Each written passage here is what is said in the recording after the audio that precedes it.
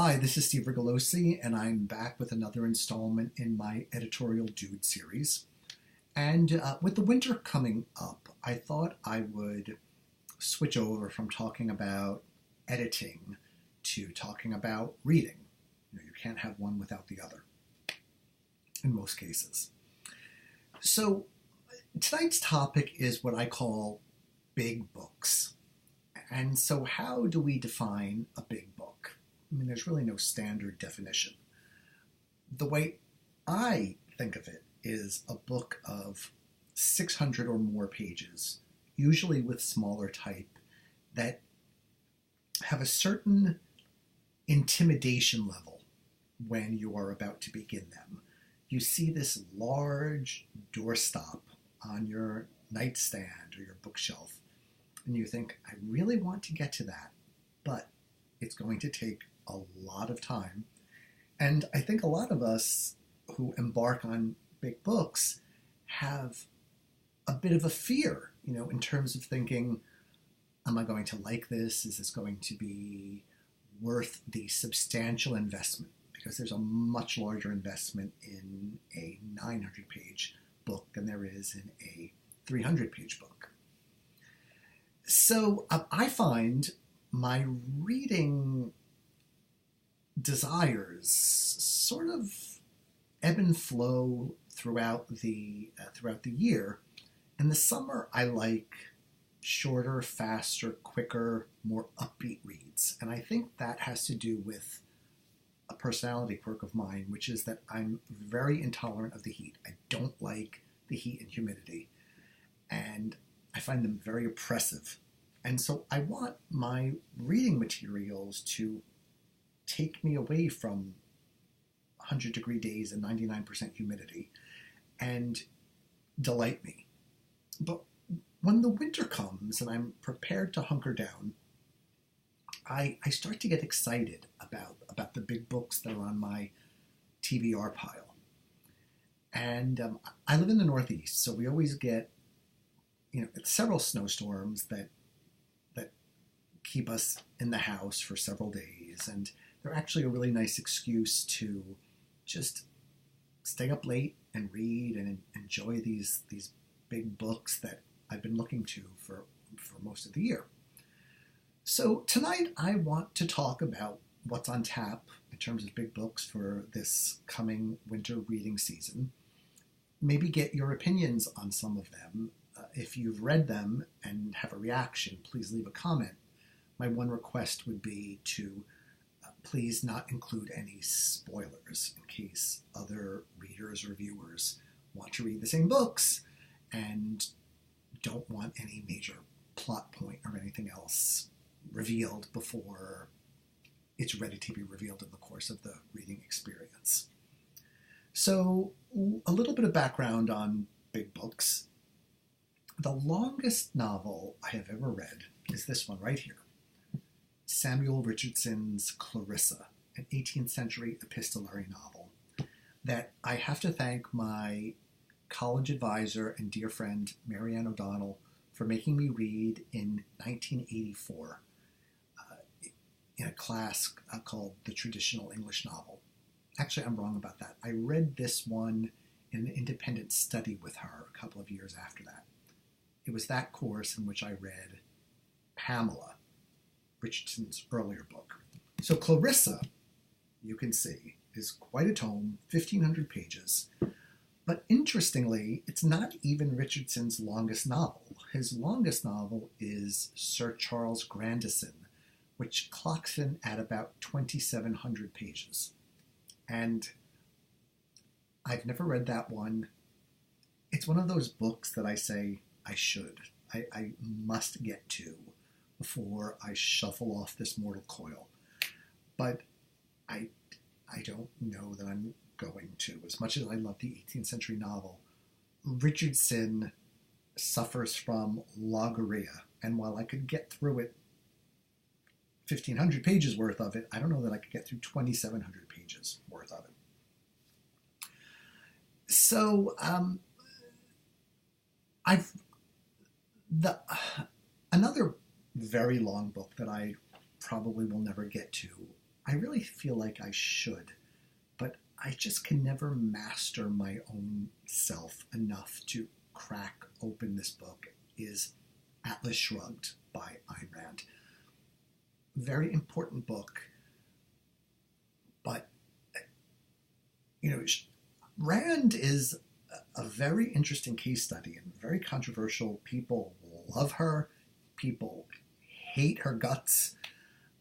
I did read The Fountainhead, and as many of you who've read that know, it alternates between Ayn Rand lecturing you to the point where you just can't take it anymore, to these sort of brilliant passages, to her philosophical ruminations.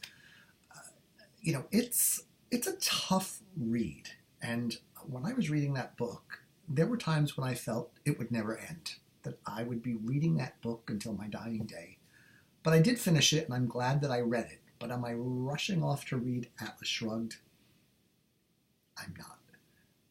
And again, I feel guilty about it, because a lot of these surveys of American readers who talk about their favorite novels of their lifetime, Atlas Shrugged ends up on a lot of these lists. So maybe now I'm rethinking it. Maybe it's not going to be this year, because I've got my big books lined up. But maybe winter of 18 into 19. I'm going to it'll have to be a hardback with large type, or I will forever be finding an excuse not to read it. So, a little more history of big books. The largest book I read this year clocks in over 700 pages, close to 750, is Joyce Carol Oates' book, Book of American Martyrs. I've Clavelled here in the past about my extreme admiration for Joyce Carol Oates. I think A Book of American Martyrs is one of her best. I couldn't put it down. It deals with a tough subject, abortion, which is very hard to write about or even have a conversation about. And it's testament to her powers, I think, as a novelist, that she can write such a long book and have the reader hooked on every page. So I really recommend it if you can handle the subject matter, and if you like a big book, and if you don't hate Joyce Carol Oates, that there are people out there who do. As I mentioned, I am a fan, and she can do almost no wrong in my eyes. So that would, to me, A Book of American Martyrs is proof that when a long book is good, the length doesn't matter. So, without further ado, let me talk about the big books that I'm going to read this winter, and see if you have any thoughts about them that you'd like to share. So here is number one. This is Stephen King's book, 11/22/63, which is about the Kennedy assassination. And this one clocks in at about 850 pages. So I did read The Stand when it came out back, several decades ago. But I never went back afterwards and then read the unexpurgated or lengthened version of the novel that came out a long time after that. I call it something like the original and uncut version. For an editor to say, I'm going to go back and put back everything I took out of my manuscript and then republish it, it's such a bizarre inversion. How often does that happen, right? I mean, scholars may go into the archives at the library to find, the detritus of any particular novelist's work. But how often do they get published and marketed to the world? So, as much as I'm an admirer of King, I didn't go back and reread the greatly lengthened version of The Stand because I thought the original was so good. I couldn't imagine the longer version that's double the length being twice as good. So the reason I want to read 11/22/63 is I've been doing a lot of thinking about watershed moments in U.S. history. And I think all of us remember very vividly where we were on 9/11. For my generation, for younger people, it's a defining moment in U.S. history. And at that time, I worked in New York City, but I was working at home that day because I had a repairman coming to the house to fix something. I can't even remember what. Otherwise, I would have been in New York that day. And I remember the news on the radio in the background, and it not quite getting through. Something of such magnitude, you can't take it in. Until I realized this was happening. I turned on the TV and, why, go into details about that. But from talking to my parents, my aunts, my uncles, a lot of them talk about where they were on the day that John F. Kennedy was shot. And they remember that day so vividly that they can describe it in detail, even though it was more than 50 years ago now. And so I'm really curious to see what Stephen King does with that. I mean, of course, it's a novel. I believe it's an alternate history. I've said in these videos before that before I start reading a book, I don't like to know too much about it because I want to be surprised and delighted as the story or the book unfolds.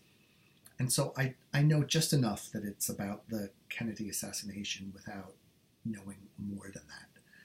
But, King has written in a lot of different genres and is so amazing at so many of them. I'm looking to see what he does with this one. I think it'll be, of the books I've got planned for this winter, I think it may be one of the faster-paced ones. So I may start off with it in order to get my big book winter off to a good start. So the next big book on my list is this one. It's Stuart MacBride's book, A Dark So Deadly. And this one clocks in at almost 600. Look at these beautiful color end papers. Just have to love that. And so I'm a fan of Stuart MacBride, who's a Scottish writer. His series character is Logan McRae, who is the perfect everyman. The books are set in Aberdeen, a gritty Aberdeen. And Logan is just your average, everyday guy who works for the laziest bunch of, I don't even know what you'd call them, but he's got these superiors who are always making him run their errands and do their dirty work, and he just kind of goes along with it because he has to. But he's really likable. You want to hang out with Logan and have a beer. And Stuart MacBride is an extremely dark writer. I mean, to the point of being stomach-turning. I've read some scenes in his books where I had to close the book because I thought I was going to toss my cookies. So you may be asking yourself, well, Steve, why would you want to read a book that comes close to making you vomit? Good question. It really goes down to the fact that I like Logan McRae so much, and I find his relationships with his superiors to be so funny, and so clever. And the pacing is always very, very good, and I love the language, and so they are good. His books are big, more than 500 pages each. This one, I understand, is a standalone. It's not part of the Logan McRae series, and I always like to support writers who expand their horizons beyond writing a series character to try to do something new and different. I think that's an important part of the creative spark. People don't necessarily always want to write the same thing over and over. Another writer who's done this very well is Laura Lipman. She has a long-running series, but she also does standalones. So I'm looking forward to this latest Stuart MacBride to see what he comes up with. I hope it doesn't nauseate me. It probably will in some cases, but I'm a big boy, and I will get through it and probably enjoy it quite a bit. So I've had this one on tap since I think I bought it maybe 6 months or so ago now. But knowing, I think, in the back of my mind all the time that it would not get read until the winter. Okay, book number 3, big book number 3, is this one called You by Zoran, if you're listening to this, I hope I don't mispronounce your last name. Drvenkar? I don't know. So this one runs only about 500 pages, but I can tell it's going to be a challenge because it's told in second person. So when you take writing courses or you go for your MFA or you read the classic pieces of advice from successful writers to writers who are looking to be published or to hone what they do, a common piece of advice is don't write in second person. Don't even try it. It doesn't work. So I've thought about that advice a lot over the years. I think I've mentioned in the past, I love music. And interestingly, a lot of songs are written in second person. You're singing to you. And that works well in music. I think of The Who have a song on their underrated Face Dances album called You. I think John Entwistle wrote and sings it. My memory's a little hazy. And then the Creatures have a song, You, with a exclamation point. That's also very good. I did read one other book written in second person. This was quite a number of years ago by Tom Robbins, called Half Asleep in Frog Pajamas. And, he's wild and unpredictable and very funny. And I did enjoy that book, and it was the first time I ever heard about the ongoing quasi-extinction of amphibians on Earth, and it's a whole thing. Look it up. And I remember reading when I started it, thinking, "Are you really going to tell this whole story in second person, Tom?" But he did, and I liked it. So I'm wondering how Zoran is going to handle this.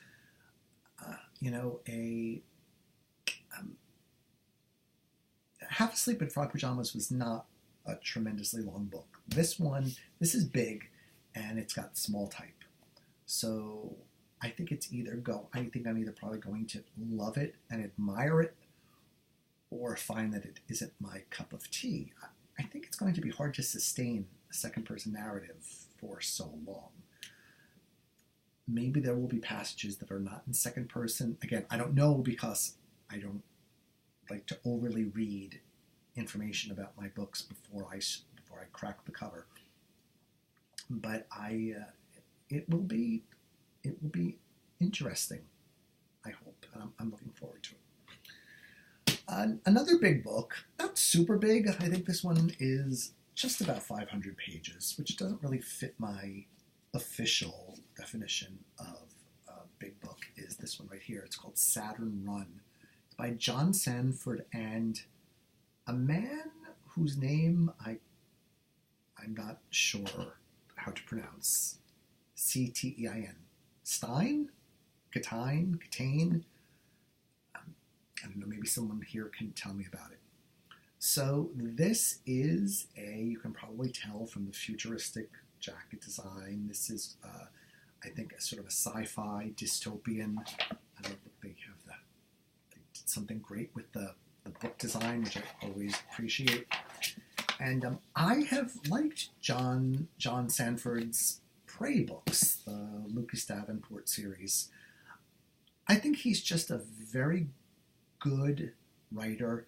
He writes sentences that sort of crack you over the head, and I like that, and I like his plots, and I like his settings, and this seems like an expansion for him of what he normally does. As I mentioned, I like to support writers who are stretching their own boundaries, and I look forward to seeing what he's done. I did look on Amazon or Goodreads, one of those places, and it looks like it's got thousands of reviews, so I think it's done pretty well, and it looks like people basically like it. So I am looking forward to jetting off to Saturn with John Sandford and Ctein and seeing how it all turns out. This next book I will admit to some trepidation about, and that is The Crow Girl by Erik Axel Sund. Fabulous cover. I mean, look at this, really. I wish you could see it facing properly, but you can tell this is a great cover. And this one, it's by two men. It's a pseudonym for two guys. And this one is about 775 pages. I was thinking the other day, I mentioned liking a lot of the Scandinavian mystery thriller writers, and I thought, it's kind of odd to think, oh, because someone is Scandinavian, I'm going to give them the benefit of the doubt that they can write a good mystery thriller. It's kind of odd. We don't say, well, he's from New Jersey, therefore I give him the benefit of the doubt that he can write a good science fiction novel. It's, how much of, marketing and publicity gets mixed up in our own brains. But I don't know a lot about this book. I read the first paragraph and the first of the book and of the flap copy, and it sounds good. It's dark. Again, you may be wondering why I like all these dark books. I don't know. I'll have to hire someone to figure that out about me. What worries me about this book, and I promise not to go off on too much of a jag about this, is the title. The Crow Girl.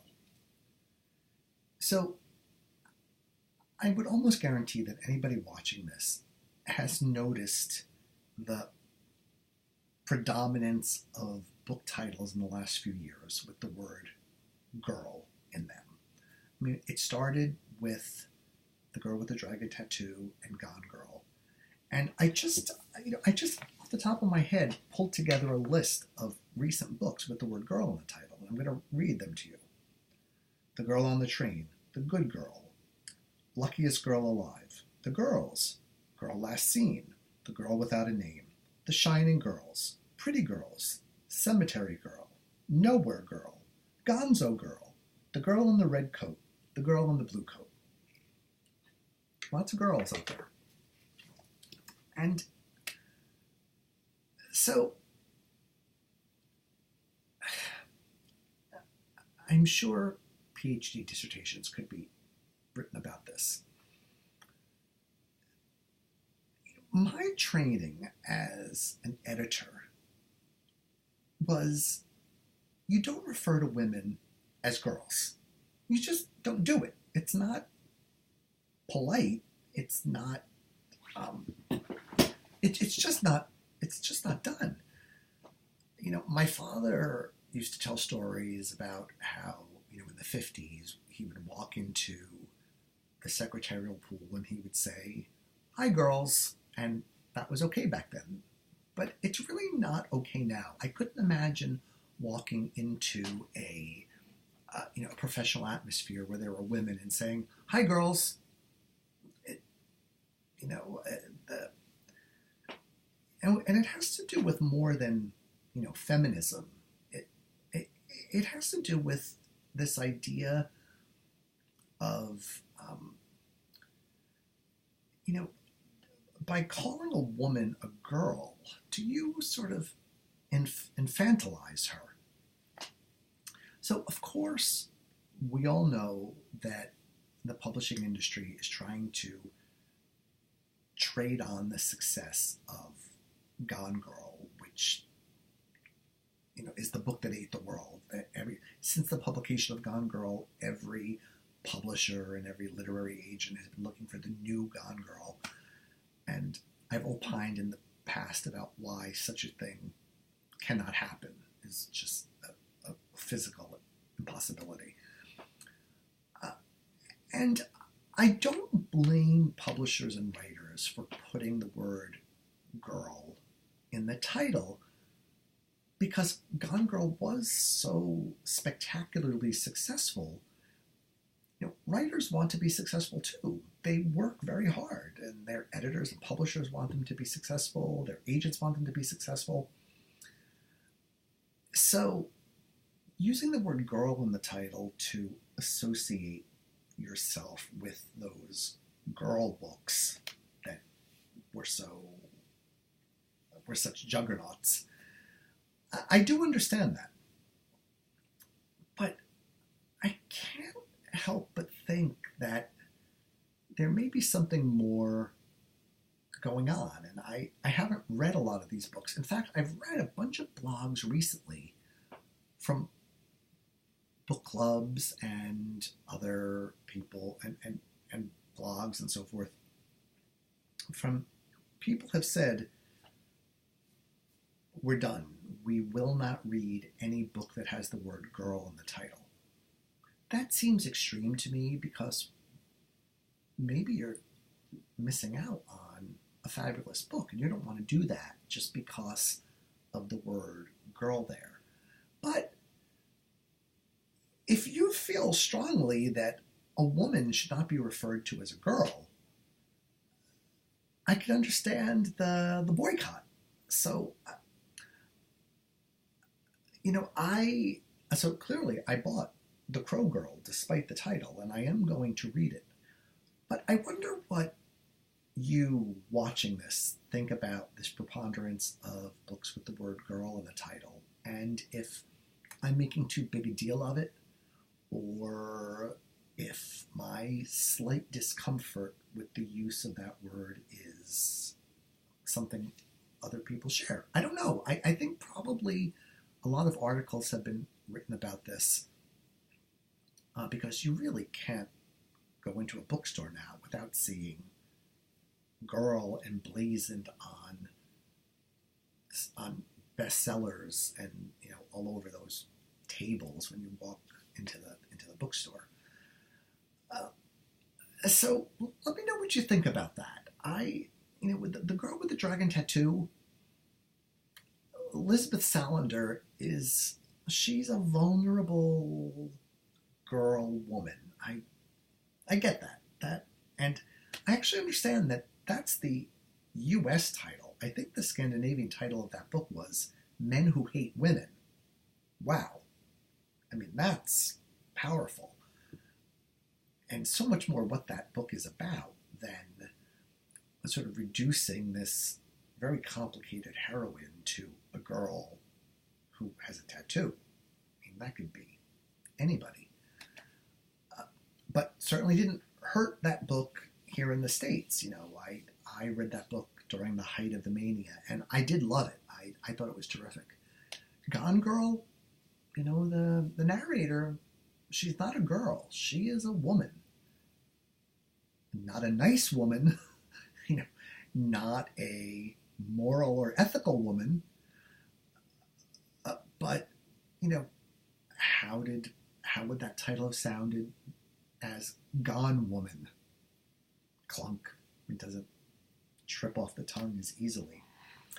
So, publishers and authors put a lot of thought into titles. And so I would love someday to see a panel of writers and editors talking about how they came up with their titles and why they decided to use one over another. In the meantime, I will read The Crow Girl, and I will report back on how much I liked it or didn't, but I'm hoping I will like it. It seems like it will be a good, thick Scandinavian winter read. So this last big book on my winter list is one that I was given many years ago as a Christmas gift. And I was so delighted to get it at that time because I was pretty young, and I thought, reading this book will help me prove to myself that I am truly an adult reader, that I have what it takes to not be intimidated by a book and read something so long, cover to cover, and enjoy it. And that book is this one here, James Clavell's Whirlwind. And this one it's over 1,000 pages, 1,150 pages. And the year of publication would be 1986. Cover price of $22.95.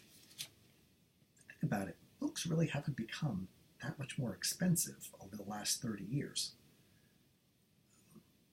There could be a whole different video about book prices and how they're such an incredible value as the world gets more expensive and rents in cities become so astronomical that you live 6 people to a room and pay $2,000 a month for the privilege. But so as excited as I was to get this book, I never did get around to reading it. I'm not sure why. There were other things that just had higher priority, but I've never read a book by James Clavell, and I want to. We don't hear much about him these days, but he was very, very respected back in the day, and I'm looking forward to seeing what he's all about. I should also take the opportunity to admit here that I have never read a book by James Michener. And I'm the first to admit it was the size of those things that put me off. I couldn't. Think about the title, Poland. How do you put an entire country into the pages of a book? I mean, it's not like if it was, Edward Rutherford had a book called London, and that was gigantic. But that was just about a city. How do you put a country into a book? But I think James Michener did that quite a bit. And I think people loved him back in the day. I don't hear his name mentioned much these days. That doesn't mean the books aren't being read. I just don't see his name coming up in the forums that I follow. So maybe I'll put a Michener on my list for one of the coming years. If anybody has a recommendation for a really good Michener book, please let your fingers do the walking and tell me about it, because I really should see what he's all about. So those are my big books for the winter of 2018. As always, I'm going to close with a recommendation for a writer whose work I really enjoy. And again, I will talk about people who I think will enjoy these books and people who may not enjoy them as much. So today's writer, who I love his books, is Thomas Perry. This is the debut of his series character Jane Whitefield, called Vanishing Act. So for those of you who don't know Thomas Perry, Jane Whitefield is a Native American of the Seneca tribe. She lives up in upstate New York, in the Buffalo, Tonawanda area. And her job, her mission in life is to help people who are very threatened. They're good people who have fallen afoul of really bad people, and their only hope really is to disappear. And Jane, her job, or her mission, it's not like she really gets paid for it, is to help these people disappear, help them. So she's sort of a one-woman witness protection program who helps people find another life away from those who seek to do them horrific wrong. But of course, something always goes wrong, and she always has to use her skills, her brain, her tracking abilities, her knowledge of Native American practices to get out of some really tough situations. And Thomas Perry has also written a lot of standalone books, but for those of you who haven't read him before, I definitely start with one of the Jane Whitefield books. Vanishing Act is a great place to start because it's the first book in the series. It's complicated, but the plot really does get very... it can be tough to separate the strands of the plot in this first book, but it's an excellent read. Some other books that more recent titles in the series are this one, Poison Flower. I like this one a lot because I shouldn't say all, but many of the people